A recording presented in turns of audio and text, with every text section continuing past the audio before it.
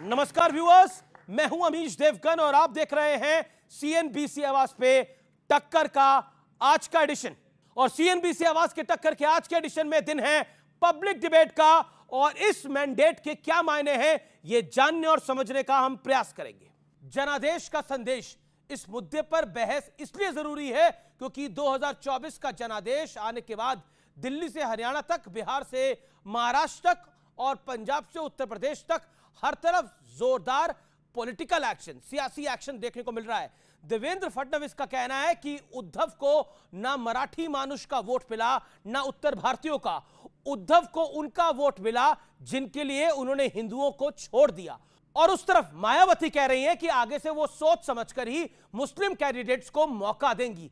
दिल्ली हरियाणा में कांग्रेस और आम आदमी पार्टी के बीच सियासी कुट्टी हो चुकी है, यानी कट्टी बट्टी हो चुकी है। और साथ ही मोदी सरकार में मुस्लिम मंत्री क्यों नहीं है, इसे लेकर जोरदार सियासत में उबाल आया हुआ है। लेकिन इन सब के बीच आरएसएस के दो दिग्गजों ने जो बयान दिए हैं, उस बयान पर भी घमासान और तेज हो गया है। तो आज इन तमाम पॉलिटिकल मुद्दों पर जनता जनार्दन के बीच जनादेश का संदेश क्या है, इसको समझने का प्रयास करेंगे।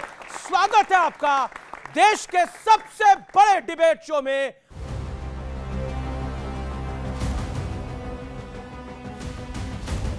दो 2024 के जनादेश से लगातार नए नए संदेश का सिलसिला जारी है। बीएसपी कह रही है कि आगे अब सोच समझकर ही मुस्लिम कैंडिडेट्स को मौका देगी। बीजेपी के नेता कह रहे हैं कि वोट जिहाद ने पार्टी को तगड़ी चोट पहुंचाई है। हम वोट जिहाद के सामने हार गए। आम मुंबईकरांनी आणि मराठी माणसांनी त्यांना मतदान केलेलं नाही। त्यांना नेमकं कुठनं मतदान मिळालेलं आहे, ज्यांच्या खातर त्यांनी हिंदू बांधवांनो, भगिनींनो आणि मातांनो म्हणणं सोडलं होतं। और इसी बीच एक संदेश आरएसएस की तरफ से भी आया है। काम करे लेकिन मैंने किया ये अहंकार न पाले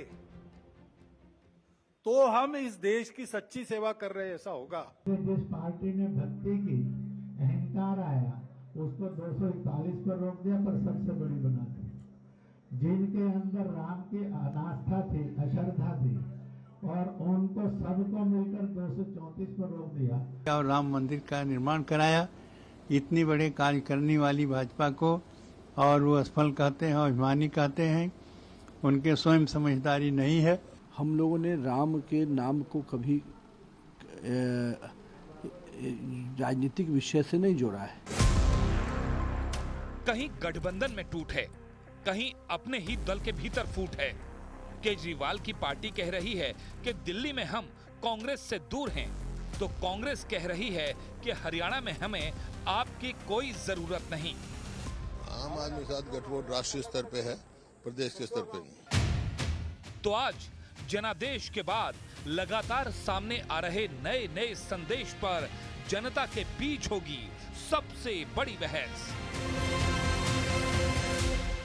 तो जनता जनार्दन के बीच होगी सबसे बड़ी बहस। आज के दिन में बहस के बड़े मुद्दे क्या है? 400 पार वाला नारा भारतीय जनता पार्टी का अति आत्मविश्वास था जिसने नुकसान पहुंचाया, ऐसा उनके घटक दल भी मान रहे हैं।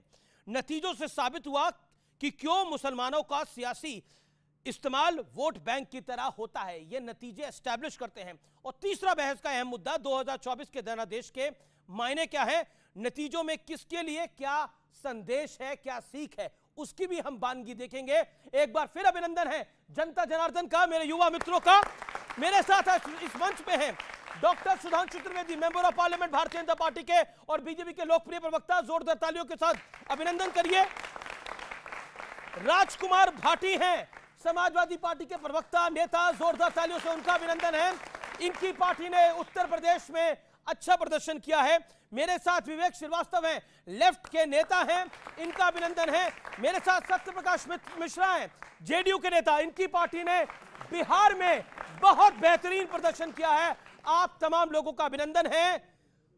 तो सुधांशु जी, अब की बार 400 पार, अब की बार बहुमत वाली सरकार, लेकिन अब की बार जोड़ तोड़ वाली सरकार, अब की बार गुंजाइश वाली सरकार, अब की बार सबकी बात करनी पड़ेगी। देखिए, हमारी सरकार तीसरी बार भारत के इतिहास में ये पहला मौका है जवाहरलाल नेहरू के बाद जब किसी प्रधानमंत्री को तीसरी बार स्पष्ट बहुमत मिला हो। महत्वपूर्ण बात यह है कि वो दौर था जब डेमोक्रेसी नेसेंट स्टेट में थी। Yes, I agree. मतलब उस समय तो कोई किसी से पूछे सन 52 में कोई पॉलिटिकल पार्टी थी अपोजिशन में। 52 में सारे देश में कांग्रेस थी। 57 में पहली बार केरल में कम्युनिस्टों गवर्नमेंट बनी थी। तो 62 से 52 की स्थिति अलग थी। आज जब इतना वाइब्रेंट, मैच्योर, परिपक्व लोकतंत्र है, उसमें तीसरी बार लगातार मैं नरेंद्र दामोदर दास मोदी कहने के लिए जो क्षमता चाहिए वो जनता के आशीर्वाद से प्राप्त हुई है। पहला संदेश। दूसरा संदेश क्या है? दूसरा संदेश यह है कि उन राज्यों में जहां माना जाता था, उन क्षेत्रों में जहां भाजपा नहीं है, अरुणाचल प्रदेश में हमारी अपने दम पे स्पष्ट बहुमत की सरकार आई है। उड़ीसा में हमारी अपने दम पे सरकार आई है। आज समझिए, आसाम, त्रिपुरा, अरुणाचल में हमारी अपने दम पे सरकार है। उड़ीसा में अपने दम पे सरकार है। बंगाल में हम मुख्य विपक्षी दल हैं।